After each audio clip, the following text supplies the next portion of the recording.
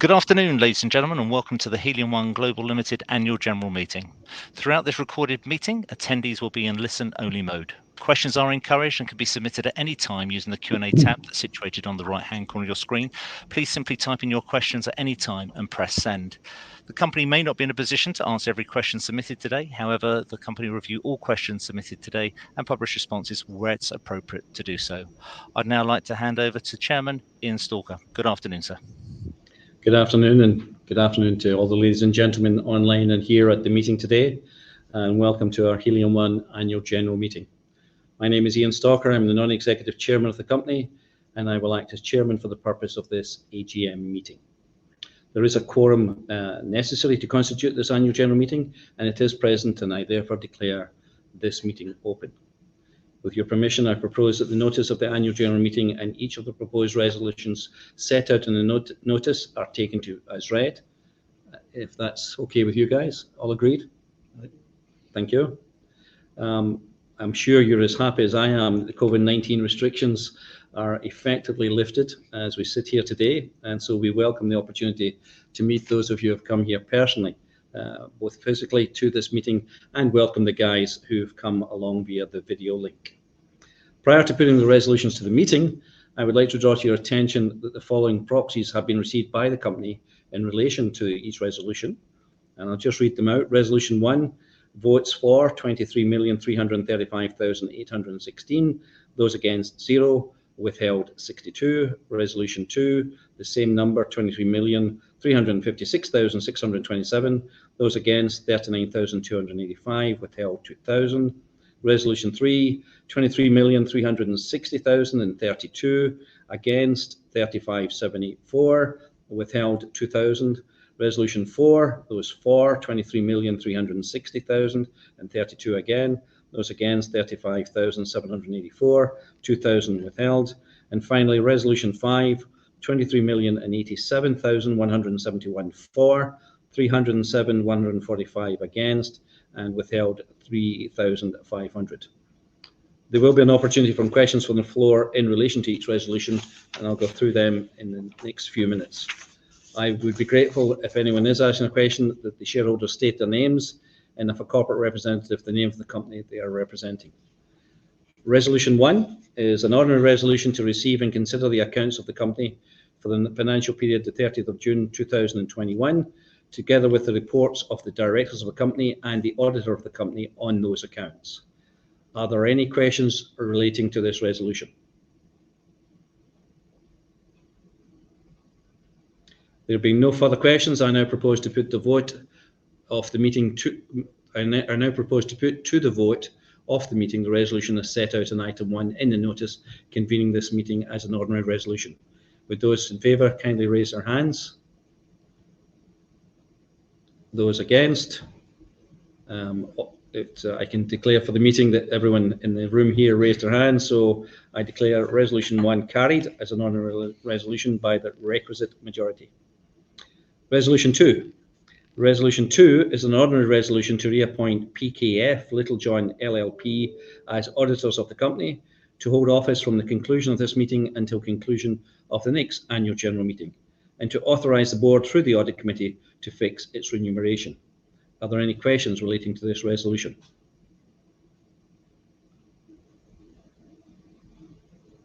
There being no questions, I now propose to put this vote to the meeting as we did before and as set out in item 2 in the notice convening this meeting as an ordinary resolution.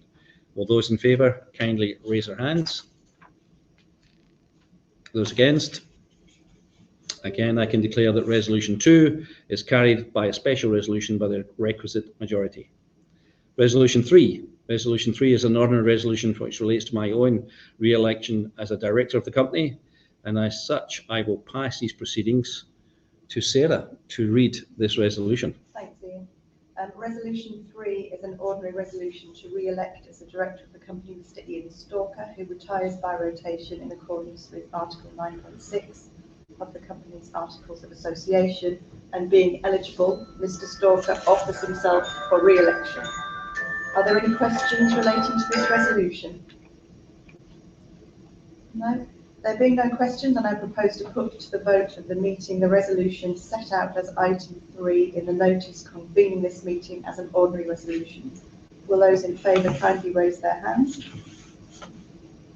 Any against? No, I declare resolution 3 carried as an ordinary resolution by the requisite majority. And I'll hand back over to Ian for resolution 4. Thank you, Sarah. So resolution 4 is an ordinary resolution to re-elect as a director of the company Mr. Robin Birchall, who also retires by rotation in accordance with Article 9.6 of the company's Articles of Association, and being eligible, Mr. Robin Birchall offers himself for re-election. Are there any questions relating to this resolution? There being no questions, I now propose to put to the vote of the meeting the resolution set out as item 4 in the notice convening this meeting as an ordinary resolution. All those in favour kindly raise their hands. Those against? I declare resolution 4 as an ordinary resolution passed by the requisite majority. Resolution 6.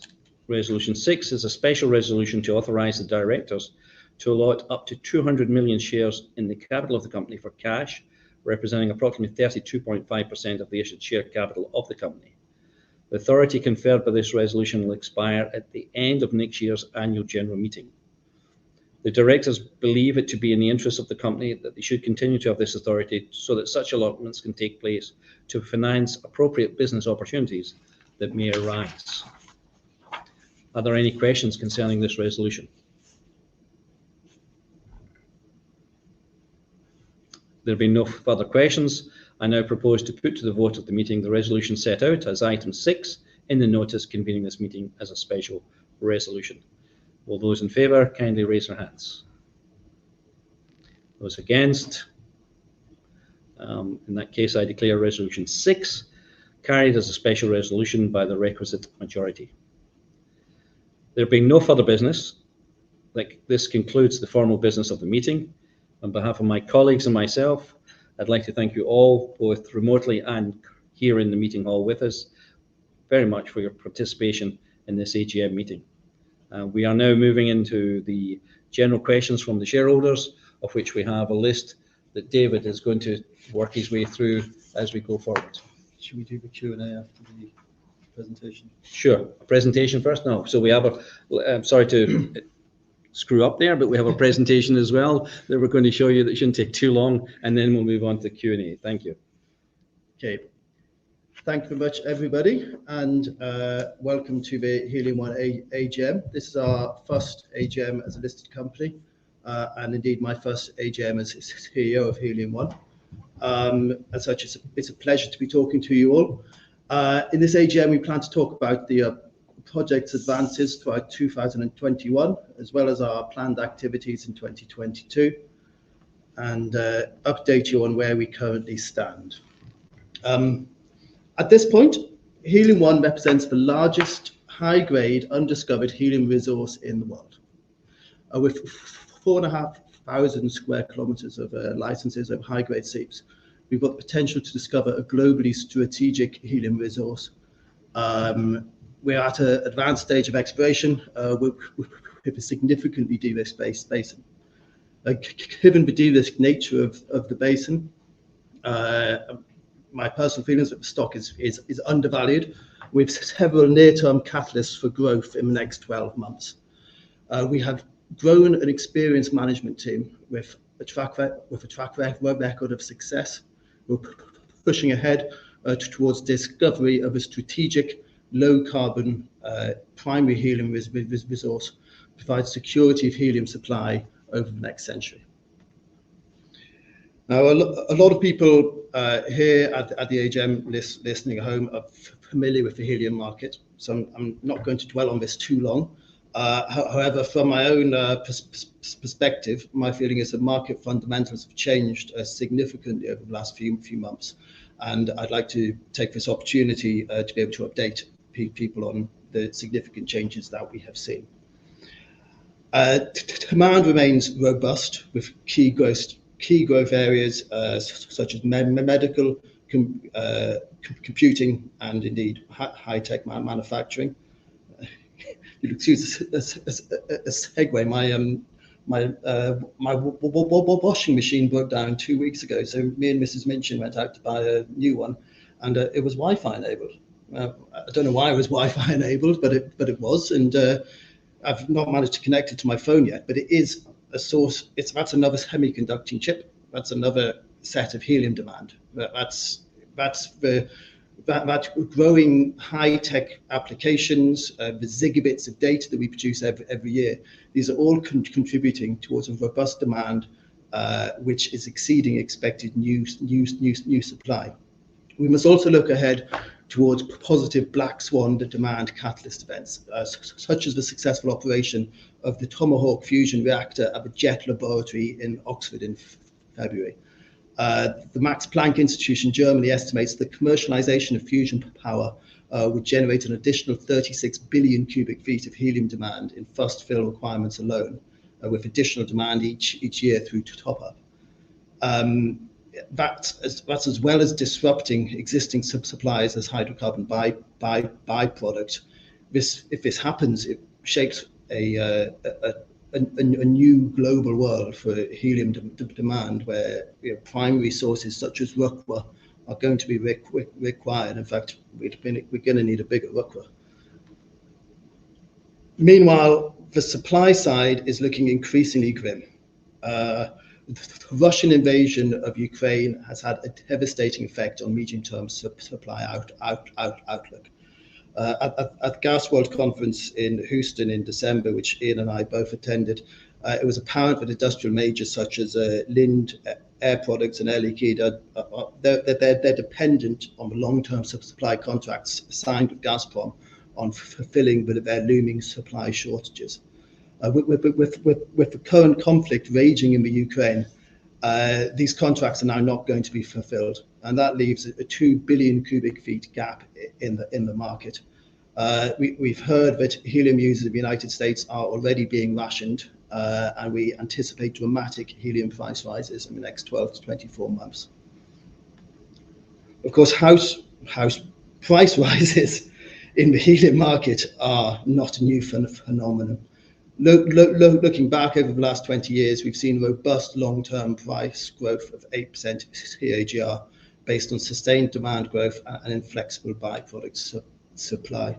Looking back over the last 12 months, we can see a decoupling of spot pricing, for which I'm using short-term pricing from the United States, short-term contracts coming into China. We see that from the beginning of 2020, those have decoupled from long-term supply contracts coming out of Qatar to reach up to $450 per MCF. We're hearing now of long-term supply contracts to a number of jurisdictions also breaching that $450 per MCF number. With the shortage of new sources and increasing demand, we're entering a brave new world for helium economics, where a new source of high-grade helium becomes strategically significant for the security of supply. And that's where Helium 1 comes in.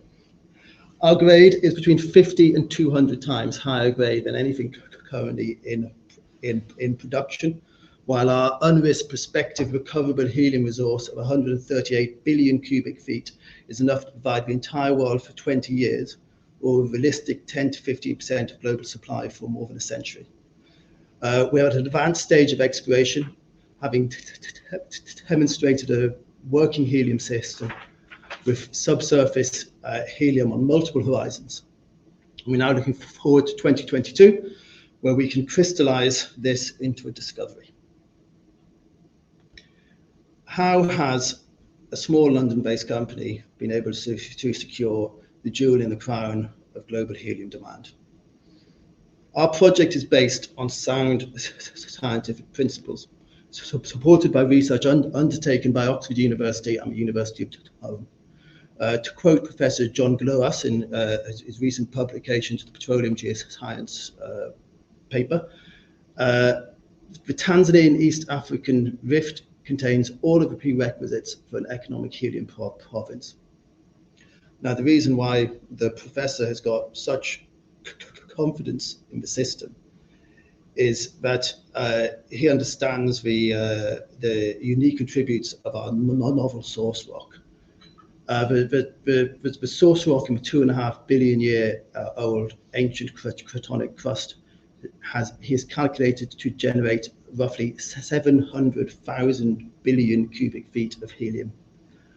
What this means is that even if the mechanisms for release, migration, and trapping are proven to be inefficient, Rukwa could still provide high helium content reservoirs. Now, we've already seen this in Thai, where helium shows were identified beneath probably ineffectively sealing interformational clay stones in the red sandstone, and at high levels in the lake beds up at only 70-meter depth, which really is the key result of our 2021 drilling campaign. What we demonstrated is that the helium system postulated by Oxford University and the University of Hellum actually works. The first time ever, we have evidence of subsurface helium, not only within our primary target at the crew level, but at multiple levels from basement all the way up to surface. This is backed up by the recognition of excellent quality reservoir units, good quality sealing units, especially at the top of the crew and the base of the lake bed, but also interformational seals throughout the system. These excellent results have provided proof of concept, and that's encouraged our further exploration and drilling activities with our ongoing phase 2 exploration campaign. Our phase 2 exploration campaign is supported by a growing subsurface database.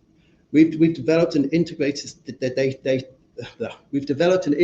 database, bringing together different data sets and subsurface information to support the identification of 2022 drilling targets. This combines information on diffuse helium seeps from surface, identified in multispectral satellite spectroscopy, resistance anomalies in the near surface, identified from electrical resistivity tomography, detailed 2D seismic, providing information on trapping structures, developed from an understanding of the deep sea seated migratory paths and basin structure as identified by airborne gravity gradiometry. This is all tied together with actual lithological data from our ChemScan information. And this combines to form a powerful predictive tool which our technical team is using in the identification of potential helium accumulations for drill testing.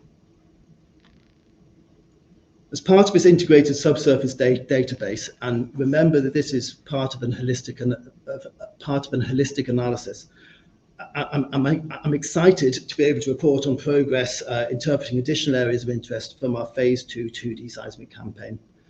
This survey targeted the northern extensions of structural highs identified from airborne gravity gradiometry, which we believe are acting as a charge focus for helium migration.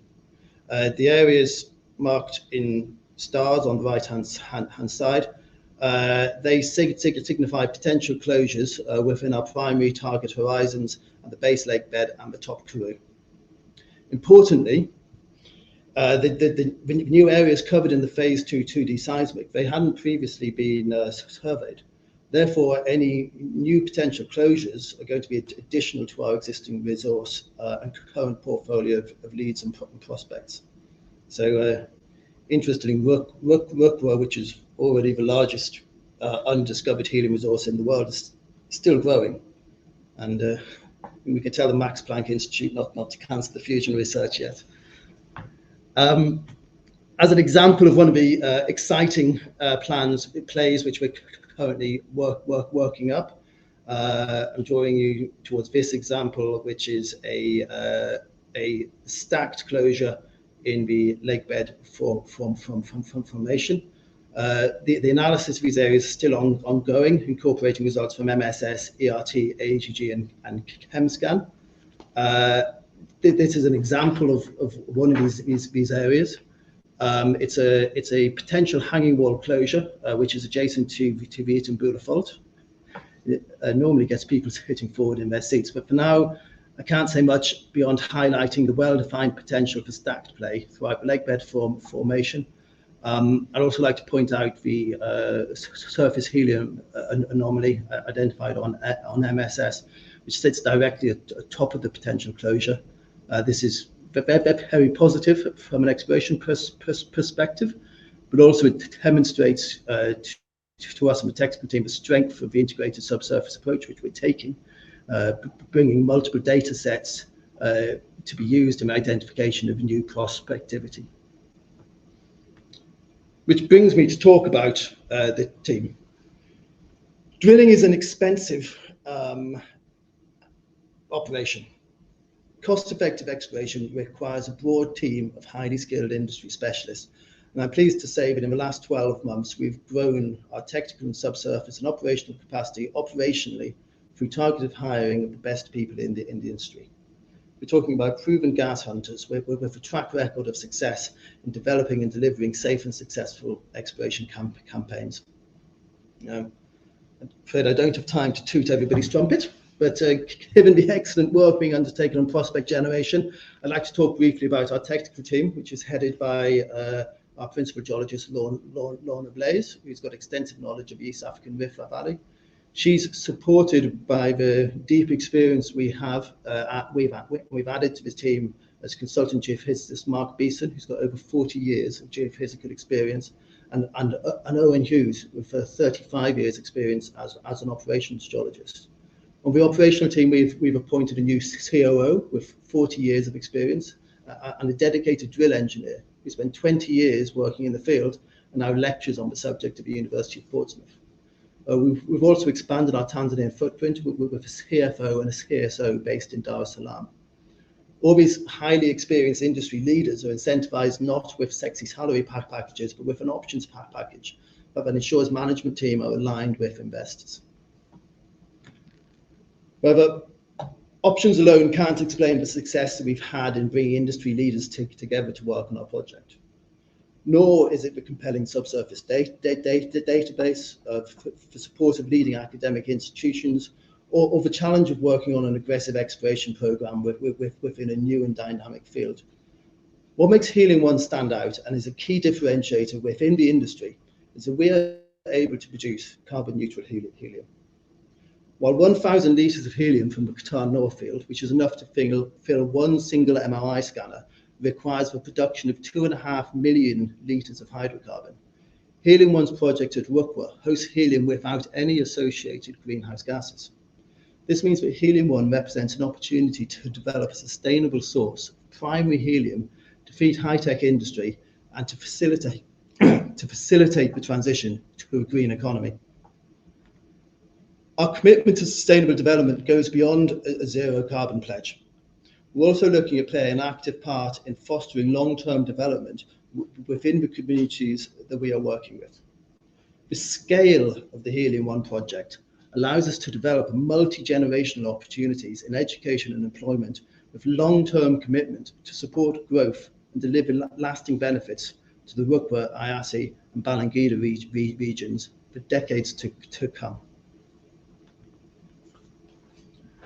And in the event of a discovery, the opportunity to deliver these results is obtainable.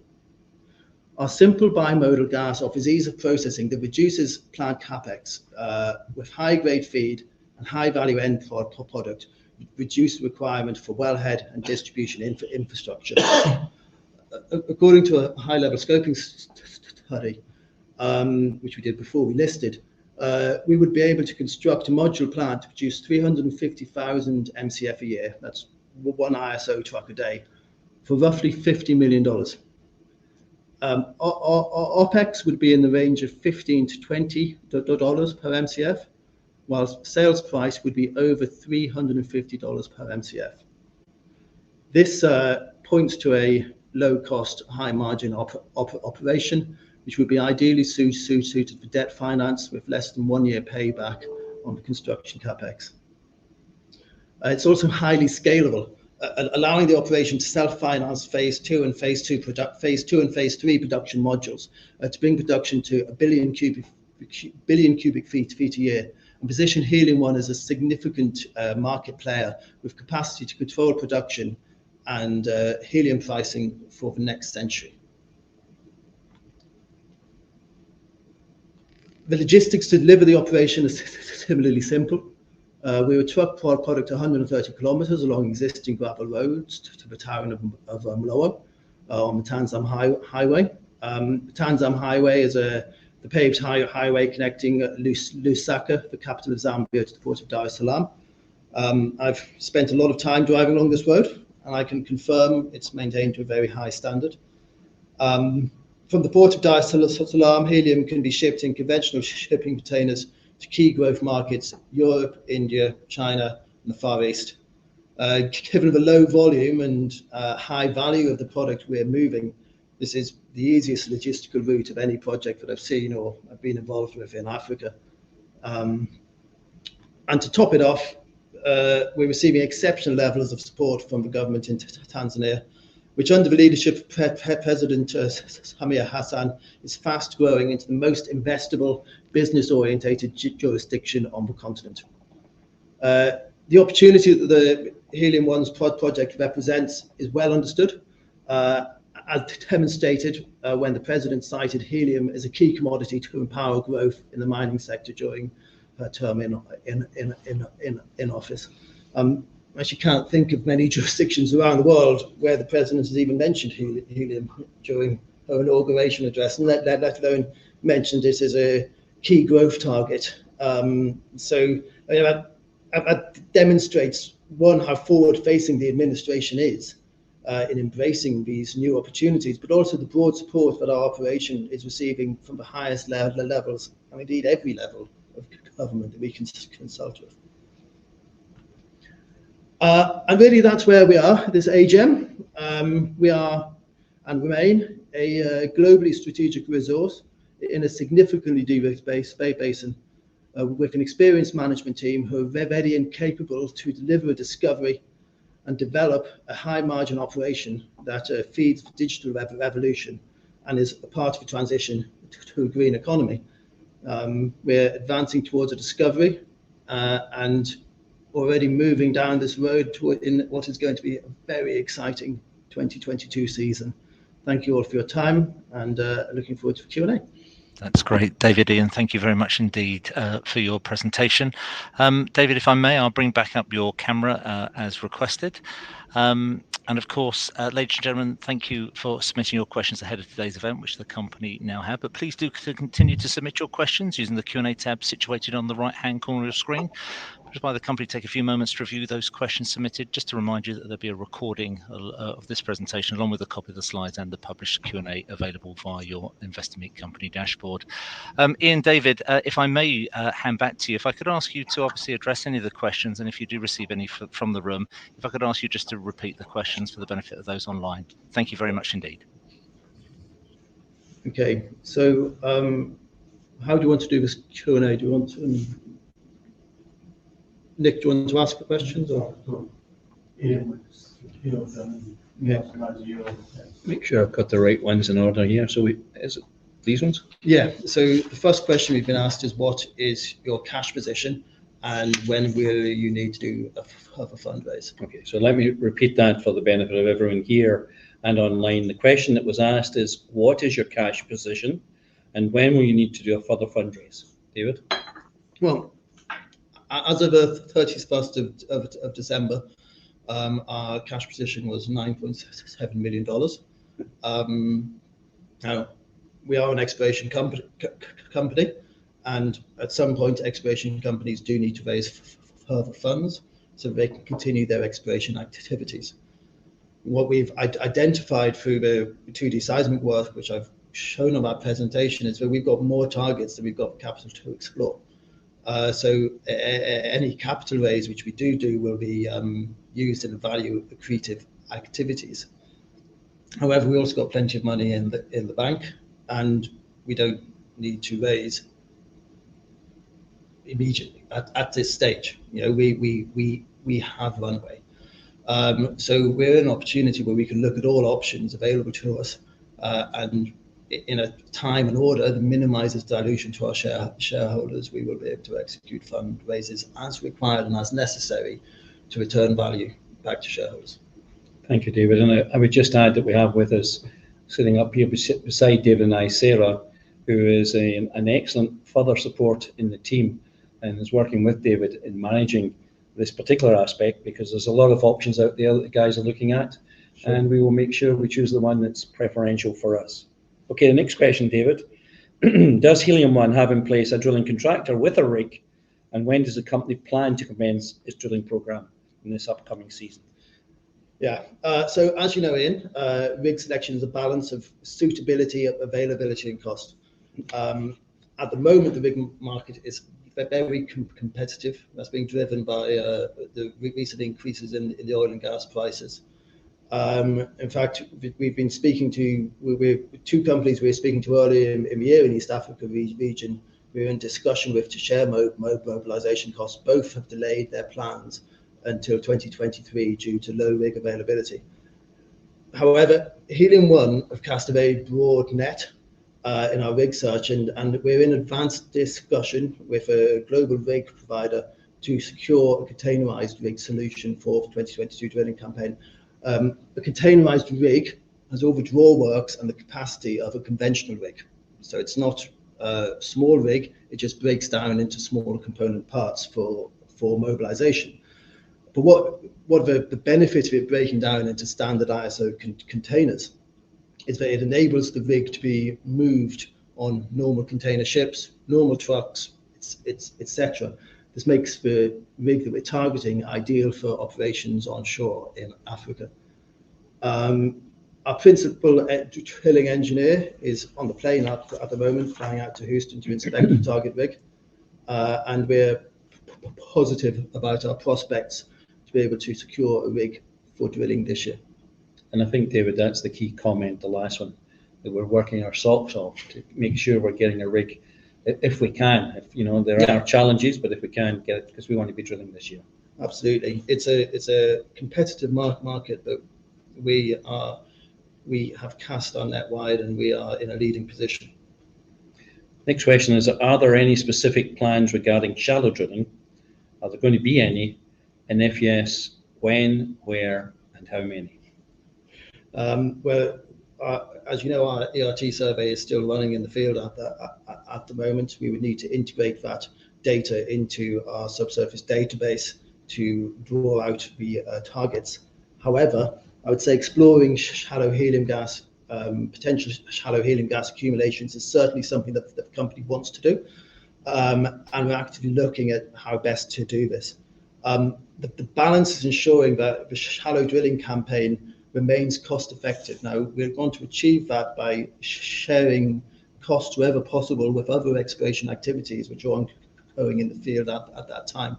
And we're looking at how to best integrate and how to best fit any shallow drilling campaign into our 2022 campaign. As this happens, we'll keep the market informed, obviously. And if I may, David, let me just add that the growth in our team and the quality of the team members enables us to be much more professional when it comes to the selection of targets going forward. And so I personally have got a great deal of confidence about that added value that's been brought by the team, whether it's shallow or deeper targets. I think we will do the right thing for the company. Absolutely. Next question: in the event of a successful find, how quickly would you plan to carry out a new volumetric analysis to increase resources and reserve estimates? And also, just realistically, once a suitable gas reserve has been identified, how long would it take to generate a return from this discovery? Yeah, sure. Okay. In the event of a successful campaign, we'd be looking to update our CPR,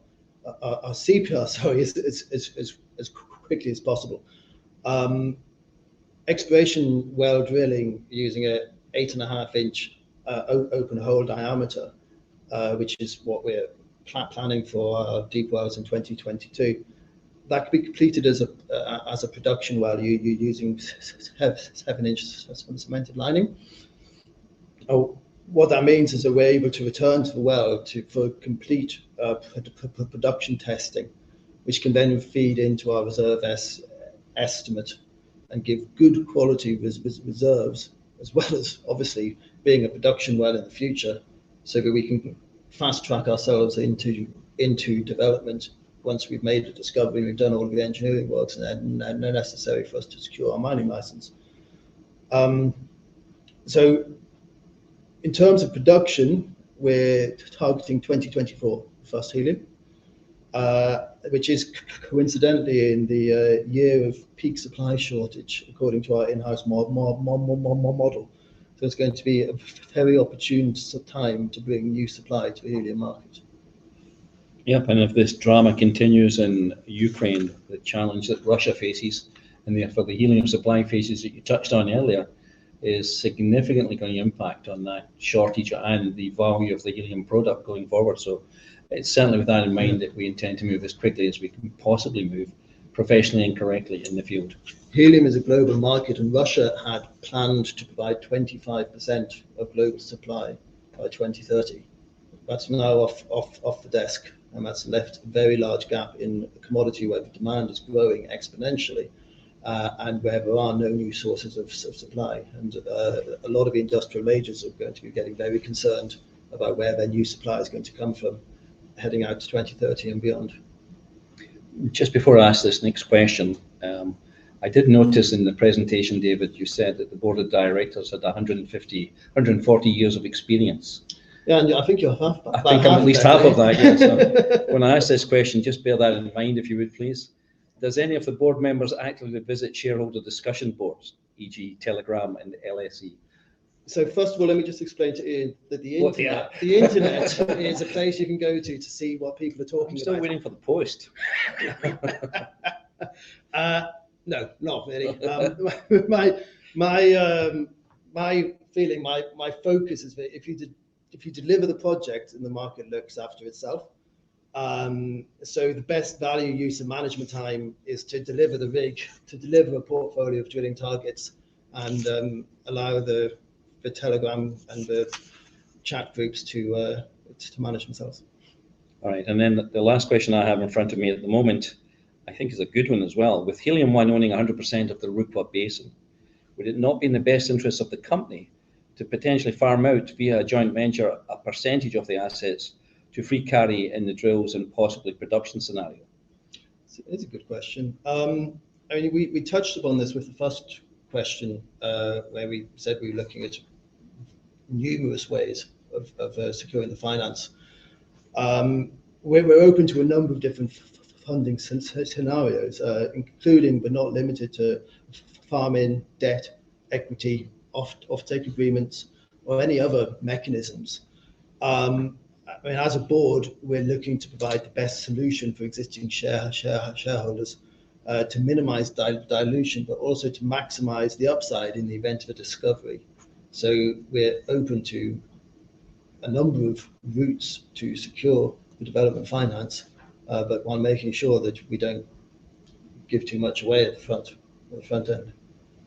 David, that's the questions I've got here. I'd just like to add just to your commentary there that with yourself and the board, we really believe we've got a great project in our hands here, one that we're desperately keen to follow up on in this year's of 2022, going into 2023. We really think it's a great target. It's got huge potential, and with the wind behind our backs in the helium marketplace, we should really get down and get this thing explored as professionally as we can going forward.